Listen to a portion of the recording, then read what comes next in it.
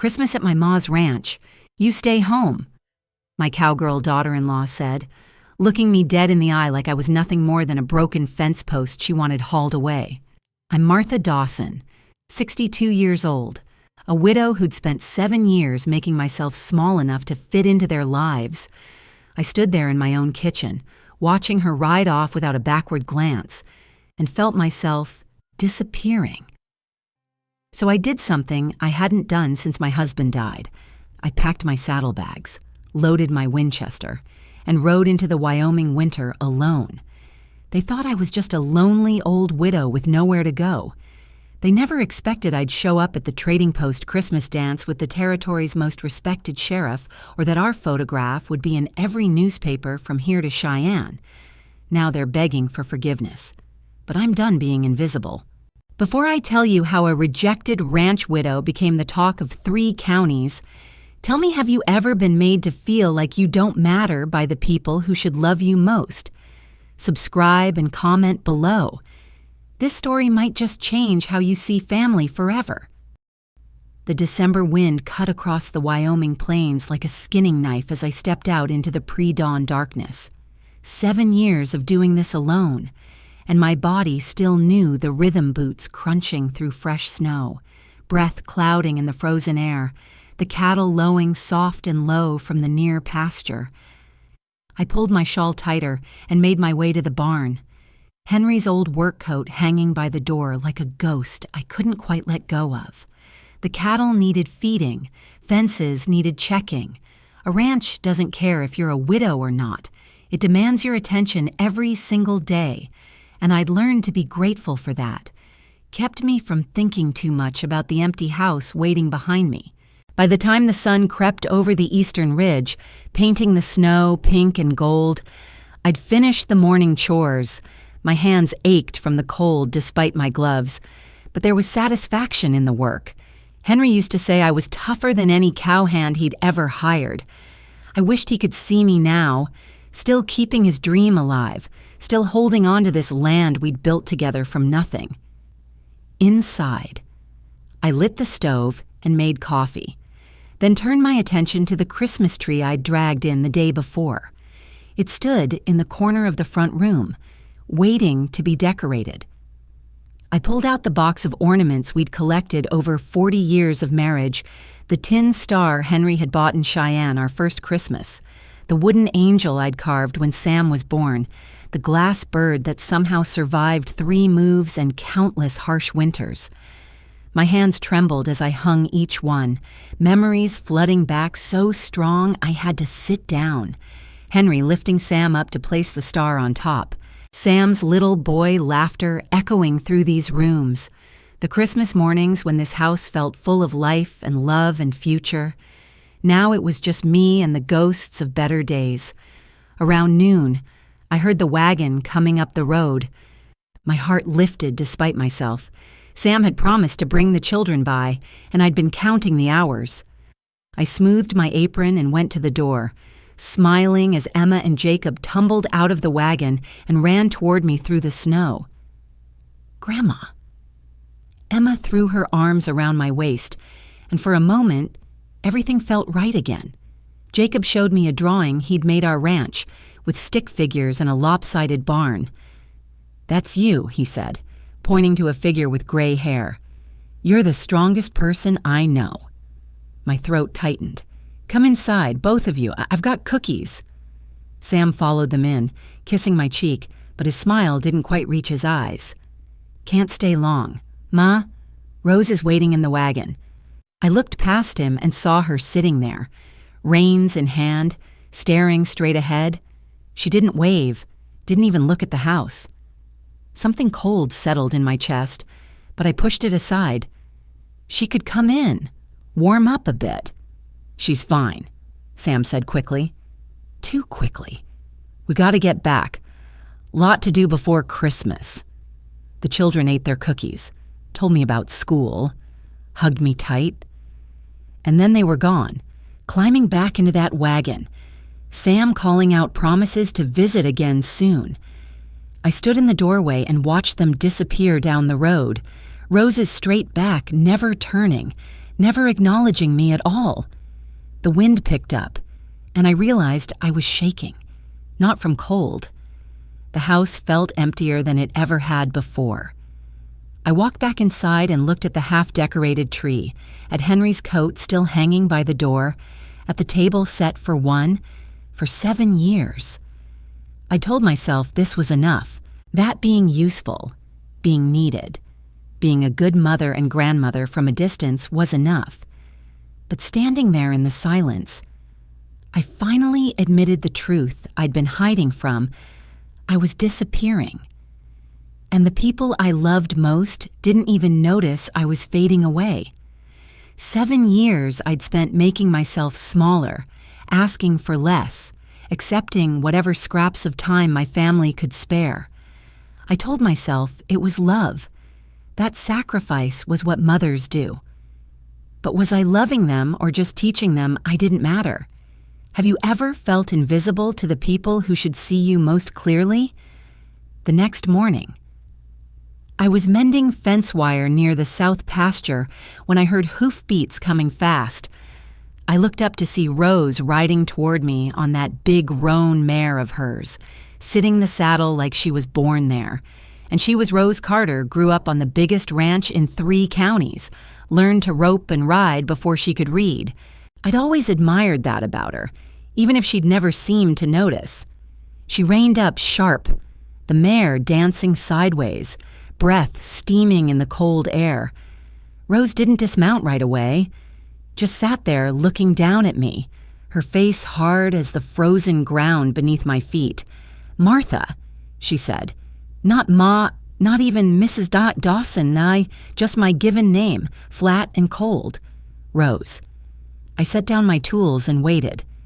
Something in her posture told me this wasn't a social call. "I came to tell you about Christmas." She shifted in the saddle, leather creaking. "We're doing it at my mother's ranch this year, the Carter place. Ma's hosting a big dinner, important guests from Cheyenne, some folks from back east.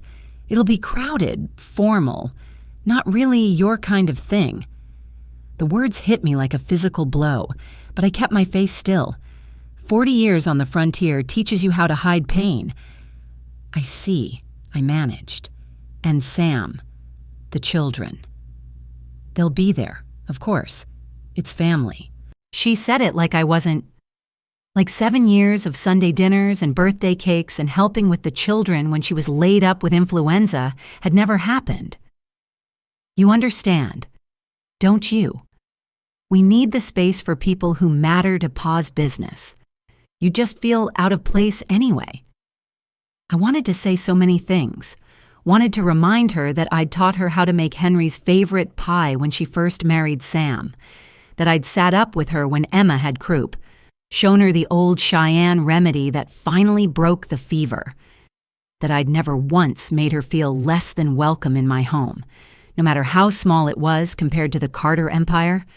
But I didn't say any of that. I just nodded and smiled, the way I'd learned to do when men talked over me at cattle auctions, when neighbors assumed a widow couldn't manage a ranch alone.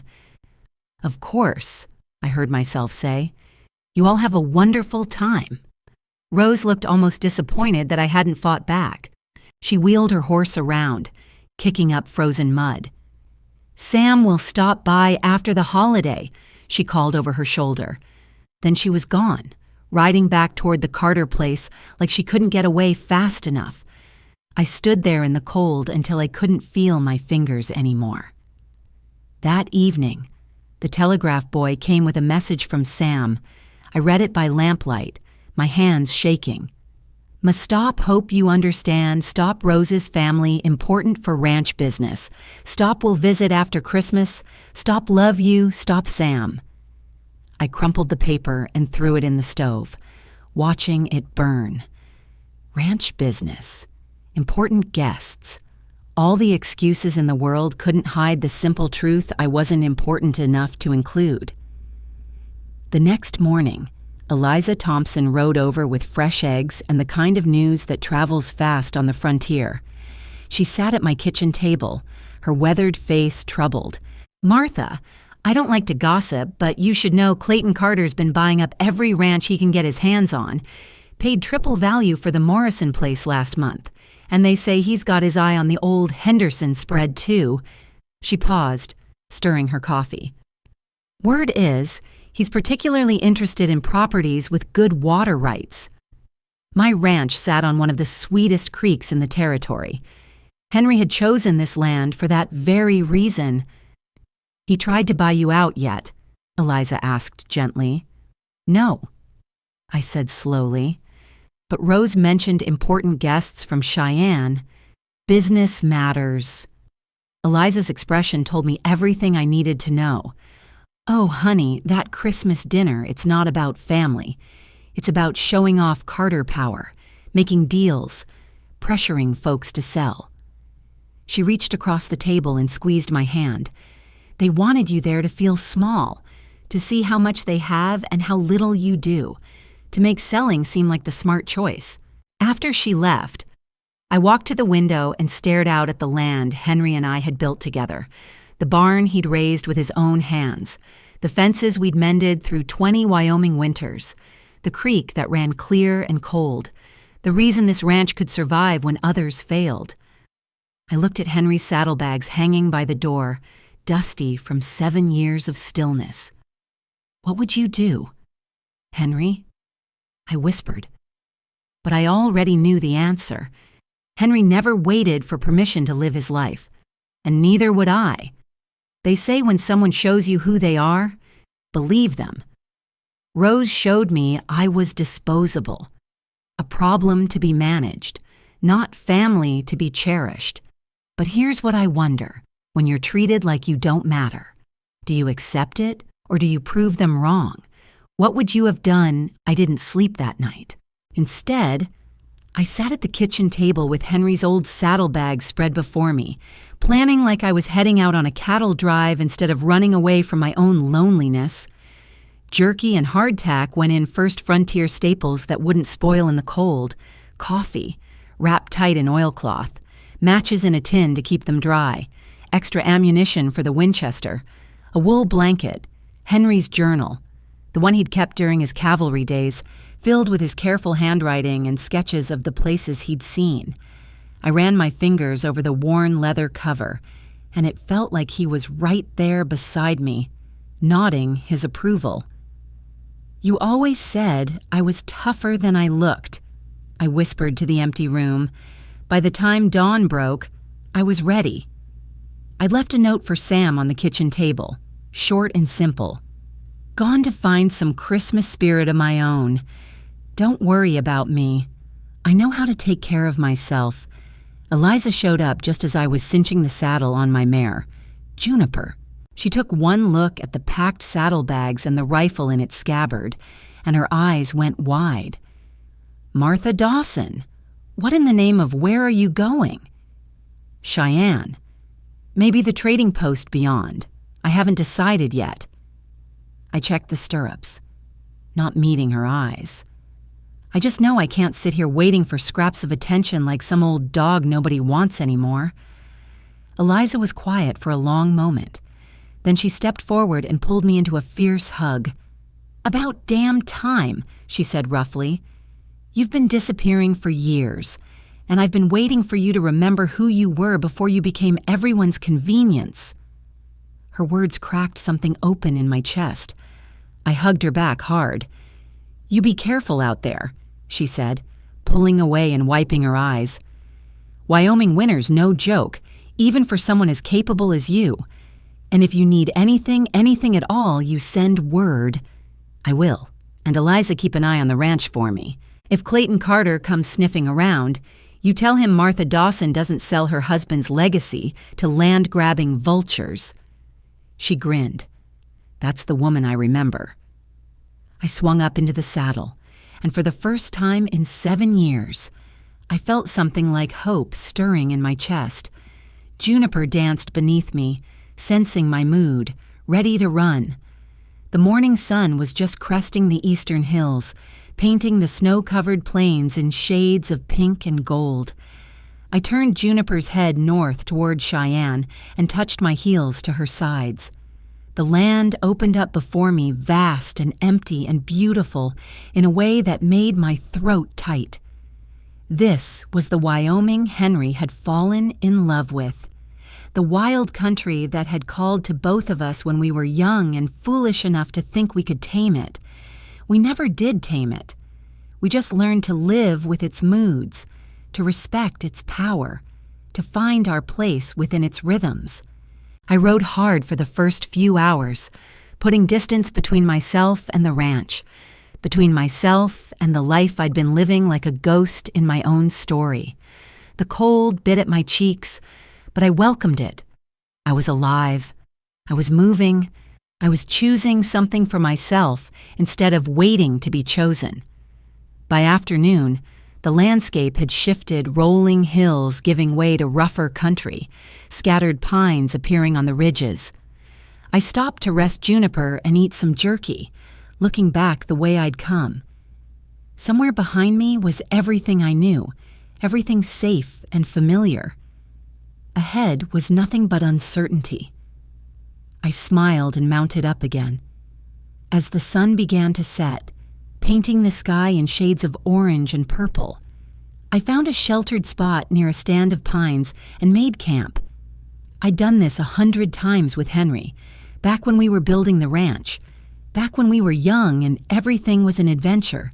My hands remembered the motions gathering deadwood, building the fire ring, getting the flames going with the precious matches. Juniper was hobbled and grazing nearby, her breath steaming in the gathering darkness. I made coffee in Henry's old tin pot and sat wrapped in my blanket, watching the stars come out one by one. That's when I heard the wolves. Their howls echoed across the hills, wild and lonely and closer than I would have liked. My hand went automatically to the Winchester leaning against the saddle beside me. I checked that it was loaded, then added more wood to the fire. Wolves usually avoided humans, especially ones with fires, but usually wasn't a guarantee. I should have been terrified, a 62-year-old widow alone in the wilderness with a pack of wolves somewhere in the darkness. But instead, I felt something else entirely. I felt free. For the first time in 7 years, I wasn't waiting for someone to remember I existed. I wasn't making myself small to fit into spaces that didn't want me. I was here, alive, capable, facing the wild Wyoming night with nothing but my own courage to keep me warm. The wolves howled again, and I lifted my coffee cup to them like a toast. "I'm still here," I said to the darkness, "and I'm not afraid anymore." I reached Cheyenne by mid-morning, and the town hit me like a splash of cold water after the silence of the plains. Wooden sidewalks clattered with boots, wagons rumbled down the muddy main street, and the air smelled of wood smoke, horse manure, and fresh-baked bread from the bakery on the corner. Cowboys lounged outside the saloon despite the early hour, and a group of women in their Sunday best emerged from the general store, packages in hand. I'd been to Cheyenne plenty of times over the years, but always with Henry, or later with Sam. Never alone. Never as just myself. I tied Juniper to the hitching post outside the sheriff's office and paused before going in, suddenly aware of how I must look dusty from the trail, my hair escaping its bun, my split riding skirt practical but unfashionable. Then I remembered the wolves howling in the darkness and how I'd faced them without flinching. I squared my shoulders and pushed open the door. The office was warm, heated by a pot-bellied stove in the corner. A man sat at the desk, bent over paperwork, his silver hair catching the light from the window. He looked up when I entered, and I was struck by his eyes, gray-blue and kind, with lines at the corners that spoke of a man who smiled often.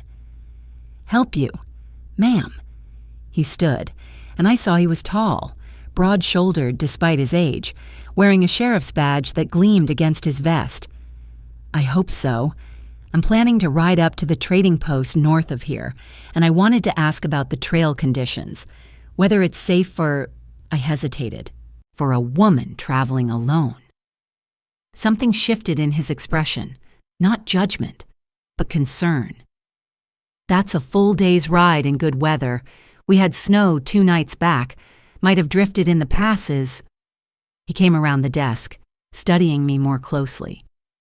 You're an experienced rider. I take it. I've been riding since I was 6 years old. Sheriff, my husband and I built a ranch 40 miles south of here. I know how to handle myself. Your husband couldn't make the trip. The question was gentle, not prying, but it still hurt. My husband died 7 years ago. I run the ranch myself now. His eyes widened slightly. 40 miles south.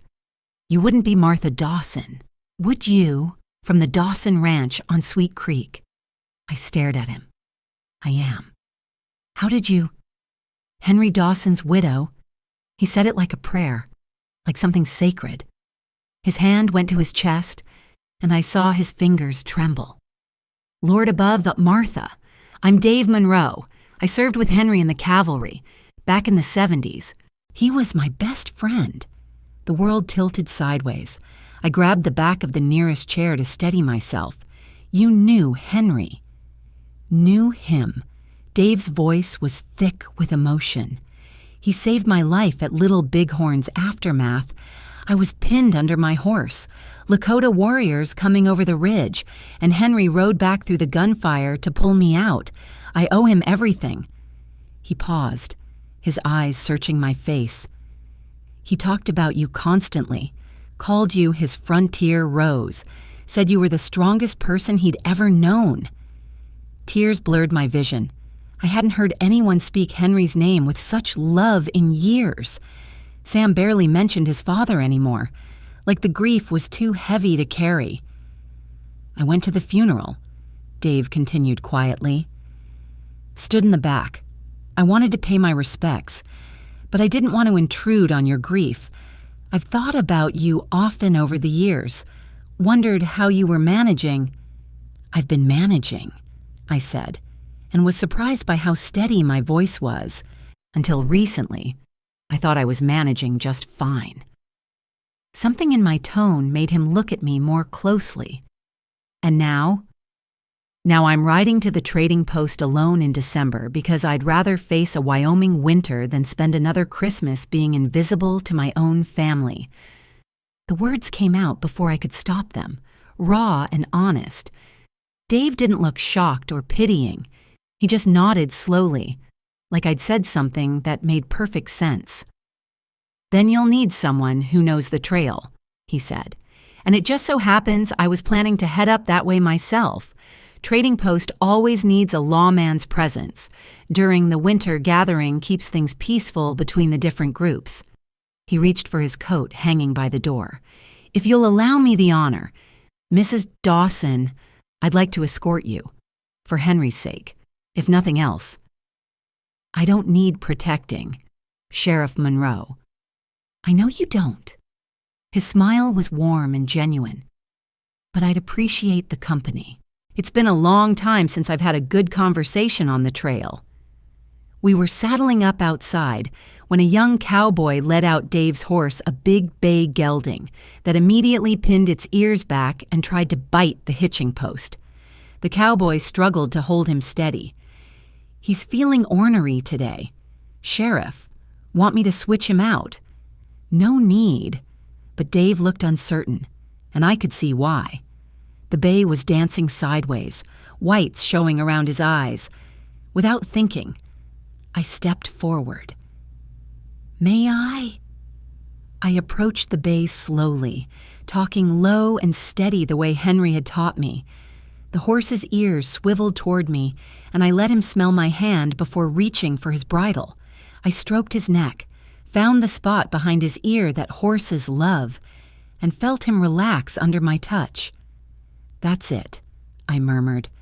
You're just cold and stiff from standing still. I know the feeling.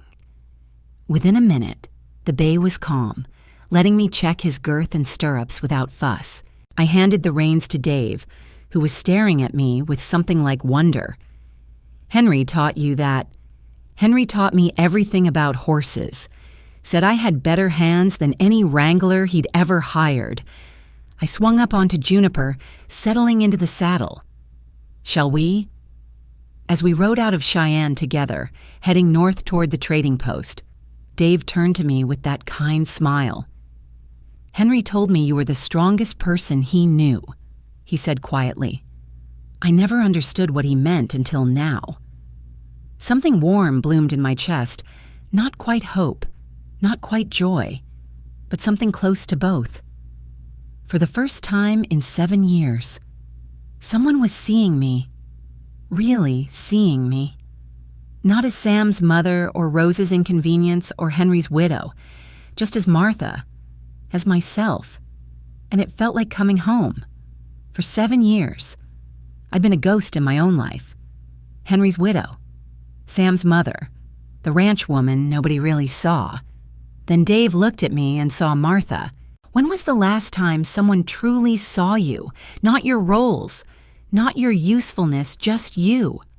By evening, the trading post had transformed into something almost magical. Long tables had been set up in the main lodge, and people from every corner of the frontier gathered to share a meal. The air was thick with the smell of roasted venison, fresh bread, and coffee strong enough to strip paint. Lanterns hung from the rafters, casting warm pools of light that pushed back the December darkness outside. I sat beside Dave, Ayana's shawl still around my shoulders, and felt something I hadn't experienced in years I belonged here. Not because of who I was related to or what I could provide, but simply because I'd shown up, because I'd been brave enough to leave my empty house and ride into the unknown. You look different, Dave said quietly as someone passed a bowl of stew down the table. Lighter, somehow. I feel different.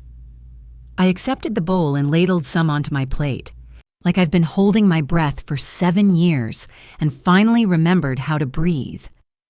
He smiled at that. And we ate in comfortable silence for a while, surrounded by the hum of conversation in 3 languages, English, Spanish, and Cheyenne blending together like a song. A Mexican trader was telling a story that had everyone at his end of the table laughing. 2 cowboys were arguing good-naturedly about the best way to break a stubborn horse. Ayana sat with her family, her grandchildren clustered around her like small birds. Henry would have loved this, Dave said suddenly, his voice soft with memory. He always said the frontier was at its best when people stopped fighting over differences and started trading them instead. He said that often, I agreed, my throat tight. Usually right before he'd ride off to help some neighbor he barely knew fix their barn or bring in their cattle.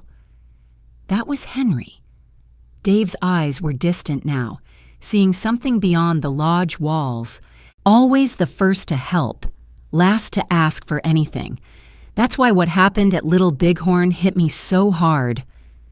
I set down my fork, my full attention on him now. It was June of '76. He continued, his voice taking on the careful cadence of someone telling a story they'd lived through but wished they hadn't.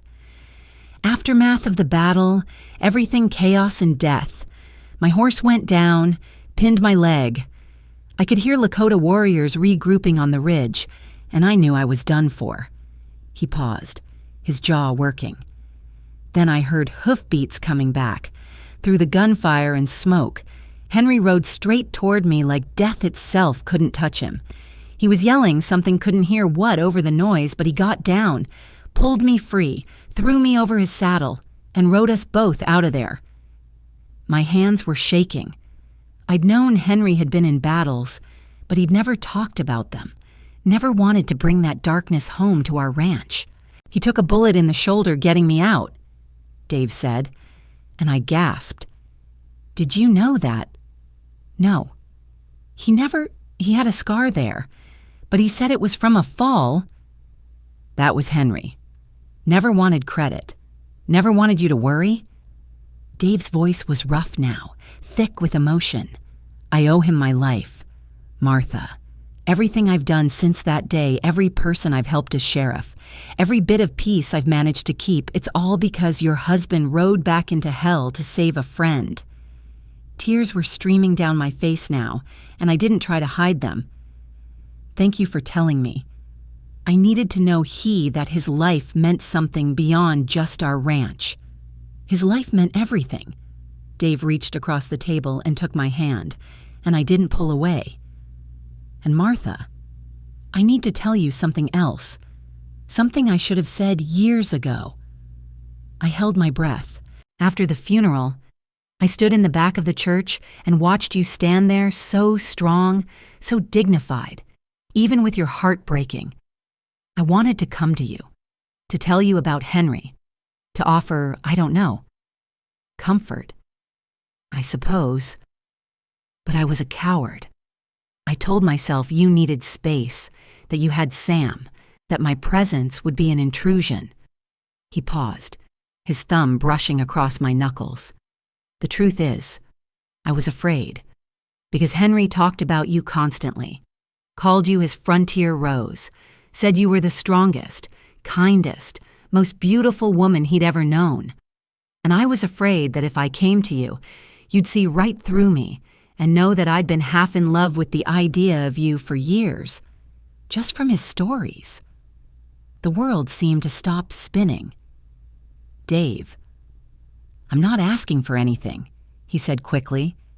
"I know it's too soon, maybe too much, but sitting here with you, seeing you come back to life after whatever darkness drove you out here, I couldn't let another day pass without you knowing the truth. Henry's gone, and I can't change that. But he'd want you to be happy. He'd want you to know that you're remarkable, that you deserve to be seen and celebrated, and Dave." I squeezed his hand, cutting him off gently.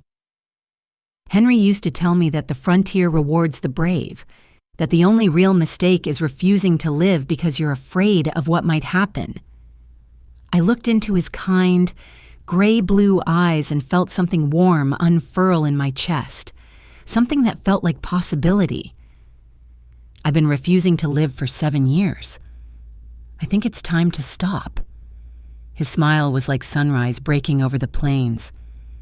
"There's a dance tomorrow night," he said softly. "Part of the winter gathering. Would you honor me?"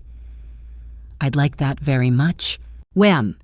We sat there, hands clasped across the rough wooden table, while the community meal went on around us. Somewhere in the rafters, a fiddle started playing, and people began to sing a frontier ballad about home and hope and the long journey it takes to find both. I thought about Henry, about how he'd saved Dave's life all those years ago, how that single act of courage had brought Dave back to me now when I needed someone to see me, to remind me I was worth more than the scraps my family threw my way. Maybe that's what love does. It echoes forward through time, creating connections we never expect, bringing people together in ways we can't predict. Henry had given me so much in life, and now, through Dave, he was giving me permission to live again the next evening. Ayanna appeared at my door with a dress draped over her arm, a beautiful creation in deep blue wool with intricate beadwork along the collar and cuffs. It was frontier, practical, but elegant, the kind of dress a woman wore when she wanted to be seen. "For the dance," she said simply. "You cannot wear trail dust to celebrate life." I tried to protest, but she silenced me with a look. "The beadwork tells a story of a woman who walks through winter into spring. It is your story now. Martha, wear it with pride." When I emerged from the small room I'd rented, Dave was waiting by the lodge entrance. The look on his face made me feel like a girl again, like someone worth looking at, worth waiting for. "You're beautiful," he said quietly, offering his arm. Inside, the lodge had been transformed. Lanterns cast dancing shadows on the walls, and a fiddler sat in the corner tuning his instrument. The room was packed with people, ranchers, and traders, Cheyenne families in their finest, children darting between adults like minnows through reeds. When the fiddle struck up a lively tune, Dave led me onto the floor. I hadn't danced since Henry died, and for a moment, I felt awkward, uncertain. Then Dave's hand was steady on my waist, and the music swept us up, and suddenly I was laughing, spinning, alive in a way I'd forgotten was possible. The community watched us with smiling approval. An older Mexican woman called out encouragement in Spanish. Ayana nodded from where she sat with her grandchildren, her expression peaceful and knowing. That's when I heard the merchant's voice cutting through the music. "Mrs. Dawson didn't expect to see you here." A traveling trader I'd bought supplies from over the years stood near the door, his eyes wide with surprise. "Wait till folks back in Cheyenne hear about this. Martha Dawson dancing at the trading post with Sheriff Monroe. Something cold touched my spine, the old fear of judgment, of gossip, of what Rose and Sam would think. But then Dave squeezed my hand, and I looked up at the rafters where lantern light flickered like stars, and I realized something profound. I didn't care anymore. Let them hear. Let them talk. Let Rose know that the woman she'd dismissed was out here living, dancing, being seen and celebrated by people who valued her. The photographer appeared then, a man with a large camera on a tripod, flash powder ready. "Hold still, you two," he called out. "This'll make a fine picture for the Cheyenne leader." Dave looked at me, asking silent permission. I smiled and moved closer to him, my hand in his, Ayana's beaded dress catching the light. The flash powder went off with a pop and a brilliant flare, capturing us mid-dance, me laughing, Dave looking at me like I was the only person in the room. The community gathered around us in celebration. "Beautiful shot," the photographer said with satisfaction. "That'll be in next week's paper. You two make a fine couple." As the music started again and Dave pulled me back into the dance, I thought about that photograph traveling back to Cheyenne, being printed in the newspaper, being seen by everyone who knew me. Let them see. I thought fiercely. Let Rose and Sam and everyone who forgot about me see that I didn't need their permission to be happy. I had found my own place, my own people, my own joy, and I was never going back to being invisible again.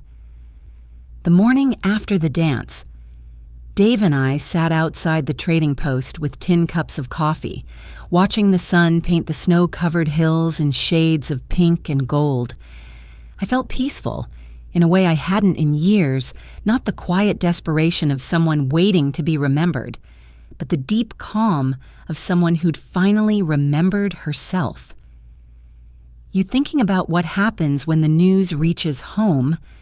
Dave asked gently. I sipped my coffee and nodded. "I imagine Sam's already seen the paper, or heard from someone who has. The frontier's a small place when it comes to gossip. Any regrets?" I thought about that photograph, me laughing in Ayana's beaded dress, Dave's hand at my waist, both of us looking like people who'd found something worth celebrating. Not a single one. 40 miles south at the Carter Ranch. Sam Dawson stood in the main house holding the Cheyenne leader with shaking hands.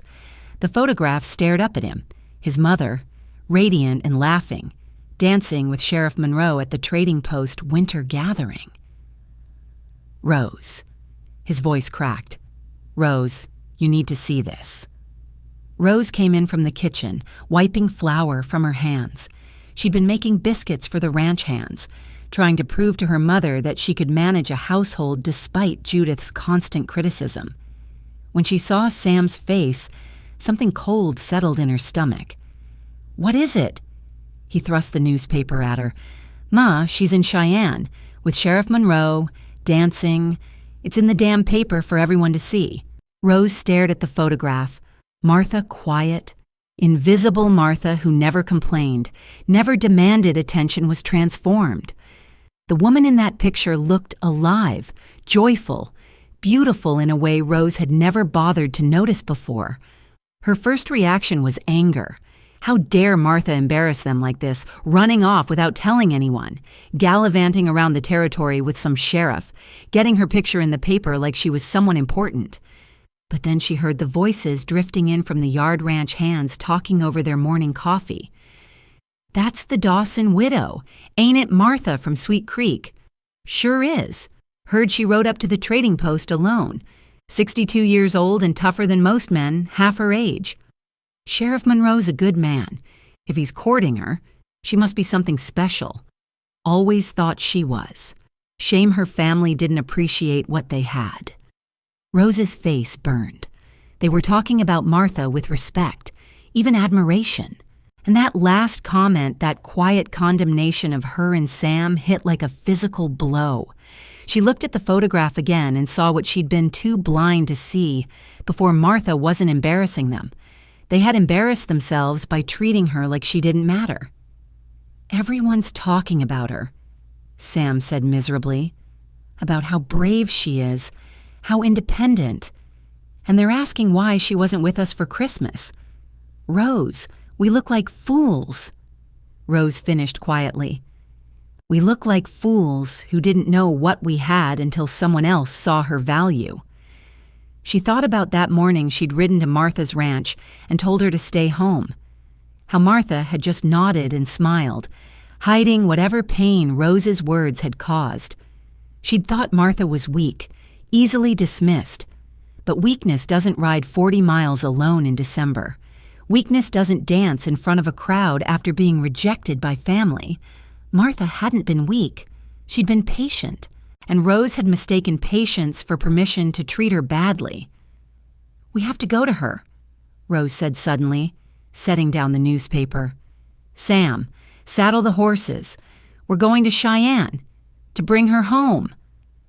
Rose shook her head slowly, something like shame and respect warring in her chest. "No, to apologize, and to beg her forgiveness if she'll even give it to us." I was helping Ayanna pack herbs for the winter when I heard the horses. 2 riders coming fast, and even from a distance.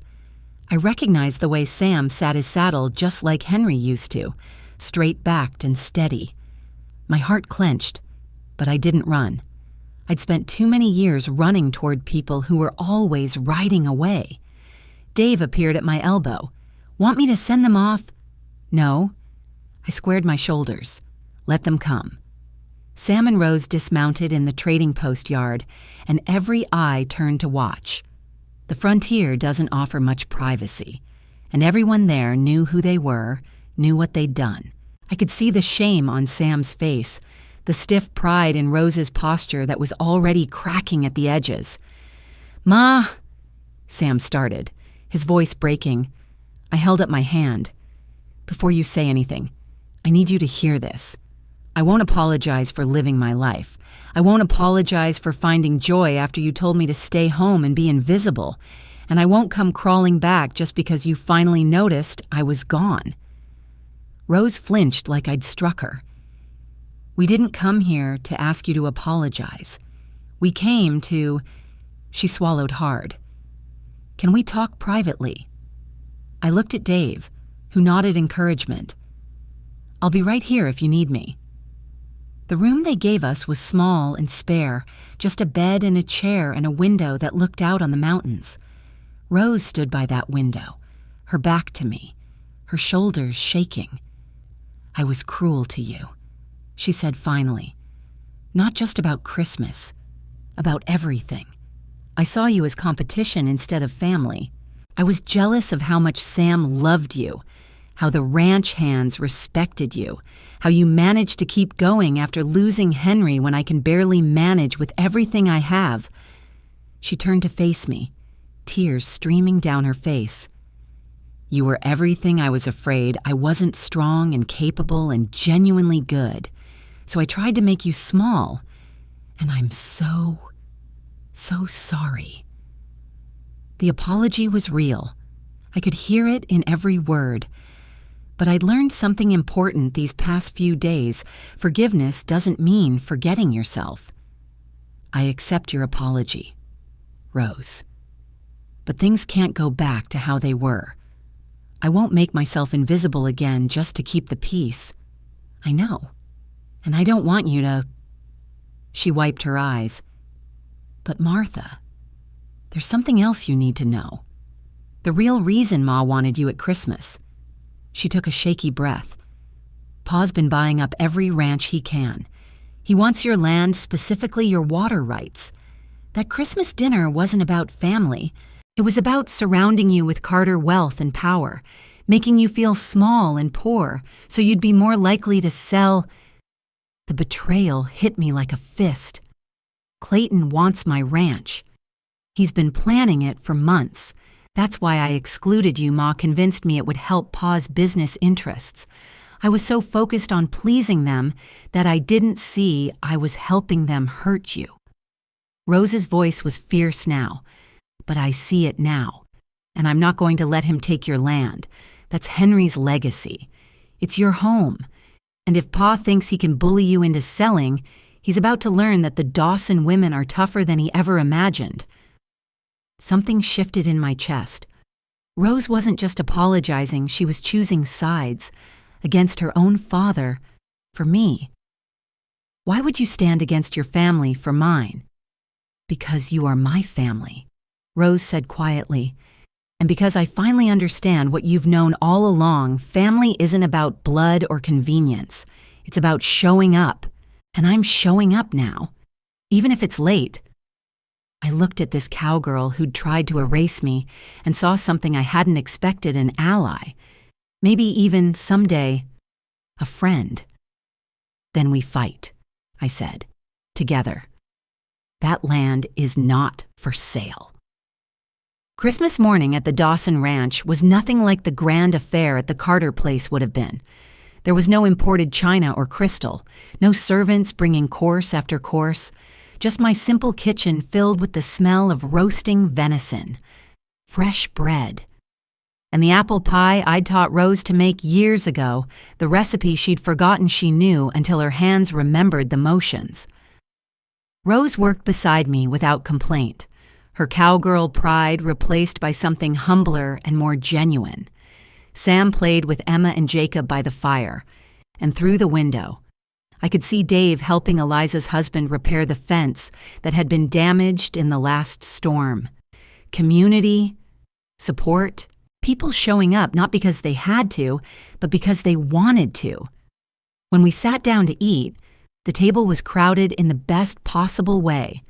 My family, yes, but also Eliza and her husband, Dave, and even a few ranch hands who had nowhere else to go. The kind of Christmas Henry would have loved, full of laughter and second helpings and stories that got taller with each telling. Rose caught my eye across the table and smiled a real smile, not the tight, competitive expression I'd grown used to. "Thank you," she mouthed. I nodded. We still had work to do. Clayton Carter wasn't going to give up his plans easily, and the fight for my land was far from over. But for the first time, I wasn't facing it alone. After dinner, Dave and I stood on the porch watching the sun set over the snow-covered plains. His hand found mine, warm and steady, and I didn't pull away. "You did it," he said quietly. "You left, and you found yourself. I found more than that." I looked up at him, at this man who'd known Henry, who'd seen me not as a widow or a mother or someone's inconvenience, but as Martha. Just Martha. I found out that love doesn't mean making yourself small. That family is about showing up, not about blood. That courage isn't the absence of fear. It's saddling up and riding out anyway. Henry would be proud of you. I think he'd be proud of both of us. I squeezed Dave's hand. For having the courage to start again. Inside. I could hear Emma's laughter and the low rumble of Sam's voice telling a story. Rose was teaching Jacob a card game, her patience surprising even herself. My house was full again, but this time, it was full on my terms, with people who saw me, valued me, chose to be here. The Wyoming winter stretched out before us, harsh and beautiful and unforgiving. Spring would bring new challenges.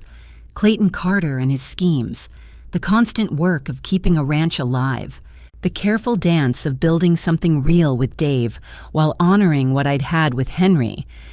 But as I stood there with Dave's hand in mine and my family's laughter warming the house behind me, I felt something I hadn't felt in 7 years: hope. Not the desperate hope of someone waiting to be remembered, but the quiet, strong hope of someone who'd remembered herself. My cowgirl daughter-in-law had told me to stay home, so I'd saddled up and found a bigger home than I'd ever imagined, one that lived inside my own courage, my own worth, my own refusal to disappear, and I was never, ever going back to being invisible again. My journey across the Wyoming frontier taught me something I wish I'd learned years earlier. Your worth doesn't come from how others treat you. It comes from how you treat yourself. I'd spent 7 years making myself small, believing that sacrifice meant love. But real love doesn't ask you to disappear. It sees you, celebrates you, shows up for you, and forgiveness. It doesn't mean erasing your boundaries or forgetting the strength you found in the wound. You can accept an apology while still honoring the woman you became when you chose yourself. That's not holding a grudge, that's wisdom earned through courage, one frozen mile at a time. If this story moved you, I'd love to hear your thoughts. Have you ever had to leave something behind to find yourself? Drop a comment below about your own journey. And subscribe for more stories about courage, family, and finding your way home even when home looks different than you expected.